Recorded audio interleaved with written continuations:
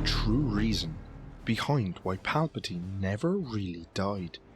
His soul, his essence, stayed alive in imperfect clones, and which cultists of Exegol were preparing their fleet so massive it could destroy entire planets. They were hidden beneath the stars, buried in the unknown regions, operating in shadow for decades. The Sith Eternal built the largest armada the galaxy has ever seen, grooming children, cloning bodies, and bending the Force in ways few dared believe. Wait until the end to find out exactly how many Star Destroyers comprised the Sith Eternal's final order, because the number will shock you. The Sith Eternal, also known simply as the Cult of the Sith Eternal, was a clandestine sect of Sith cultists rooted on Exegol, a dark desert planet tucked deep within the unknown regions. Long after the fall of the Sith, in canonical history, this cult preserved the ancient traditions of the Sith, cloning, rituals, and the study of the Force, especially its darker, forbidden aspects like dyads, Force bonds, and essence transfer. Palpatine turned their operations into something more than worship. Under the guise of exile and obscurity, the Sith Eternal raised genetically modified beings called strandcasts, and sought out clone technology to preserve or recreate bodies suitable for housing his soul. Snoke was one such creation, a proxy leader designed to carry out his will. Rey, his granddaughter, was born of his cloning experiments. But how did they turn all this secretive genetic alchemy into a military threat so large that no one saw it coming? Exegol was more than a fortress of Sith lore. It was a blank canvas beneath which the Sith Eternal laboured for decades, building the final order, the fleet that would be Palpatine's instrument of return. The warships they built were unlike any other. Xyston-class Star Destroyers, superweapons, massive, menacing, and designed for planet-killing capacity. Each had an axial superlaser rather than the standard hangar bay of older destroyers. The cultists didn't just build ships, they raised armies of Sith troopers, infantry born and trained on Exegol. They created officers, technicians, and fleet crews entirely loyal to the Sith Eternal's creed. Many were not Force sensitive.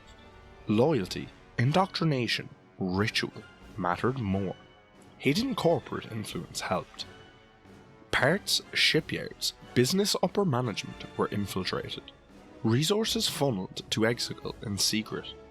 Sinar Jamis, Kuat and Trala, and other major manufacturers contributed, whether knowingly or unknowingly. With such massive power being assembled in secret, where does Palpatine fit in? Alive, dead, or somewhere in between? After his public death, Palpatine did not simply vanish. The Sith Eternal's cloning experiments allowed him to cheat death, or at least delay it. He transferred his essence into imperfect bodies, none of which held up indefinitely. He aged, he was frail, yet the cult persisted. Snoke was one of the strandcasts, artificial creatures engineered to serve as leader of the First Order, a proxy for Palpatine's schemes. Through Snoke, Palpatine manipulated events across the galaxy, grooming Kylo Ren to be his heir. Rey and Ben Solo stood at the middle of this web of cloning, bond inheritance, and destiny. But Palpatine's body remained weak. He needed machinery, life support, genetic experiments, and ritualistic dark sciences to preserve his existence. Meanwhile, the cult's rituals attempted to stabilize clones, enhance Force sensitivity, suppress instability, and ensure loyalty. With the Emperor's survival secured in shadow, how did the Sith Eternal prepare to reveal vengeance, and what was their final move? For decades, the Sith Eternal lay in wait, gathering strength. Publicly, the First Order appeared as the dominant foe of the New Republic, But underneath, the Sith Eternal's final order had been built.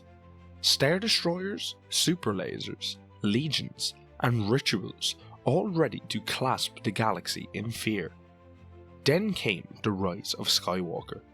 The Sith Eternal's fleet revealed itself above Exegol. The final order, thousands of Xyston-class Star Destroyers, marched from beneath the planet like a mechanical grave waking from sleep. Palpatine returned. Snoke was dead. Kylo Ren was heir. Rey was confronted with her legacy. During the Battle of Exegol, the Resistance, with unexpected allies from across the galaxy, launched a desperate assault. The Sith Eternal fought back with overwhelming force, but ultimately Palpatine's plan faltered. Rey, with the help of Ben Solo, resisted. She destroyed Palpatine. The Sith Citadel collapsed. The final order was destroyed. The cult was ended. The Sith Eternal's centuries of preparation came to a single burning finale. The final order fleet was composed of 1,080 Xyston-class Star Destroyers, each massive, each terrifying, each with a superlaser capable of planetary destruction. This is the fleet Sidious built in secret, the weapon he hoped would ensure the Sith Eternal's rule. It isn't just power. The Sith Eternal shows us that for Palpatine, Sith mastery meant combining technology, genetics, belief, and timeless ritual. Cloning and strandcasts weren't just for creating leaders, they were for cheating death, for engineering belief, and for leveraging mysticism. They believed in destiny. The galaxy was theirs by cosmic right. They studied force bonds and dyads, seemingly seeking some metaphysical leak in the Force that would allow more control over fate. Their children, even those non-Force sensitive, were raised in devotion, masked, hooded, obeying the doctrine more than questioning. But their downfall reveals the Sith's inherent hubris. Even when your soul survives, even when your fleet is built, you misjudge hope, bonds, and unity. Rey didn't simply defeat Sidious through strength. She did it through compassion, restoring the Jedi legacy, resisting hatred. The Sith Eternal stands as one of the darkest whispers in Star Wars lore, a cult that preserved ancient Sith tradition, fused it with genetic science, hid fleets for decades, and nearly saw Sith rule restored. But what's haunting is how close they came, and how much their plans were built on secrecy, incubation, and belief. If you could go back, what would you target first to prevent such a rise? Destroy the cloning labs, expose Exegol, stop Snoke, or kill Sidious once and for all? If you like uncovering these hidden corners of the Force, hit subscribe, ring the bell, and drop a like. It really helps the channel. Thanks for watching.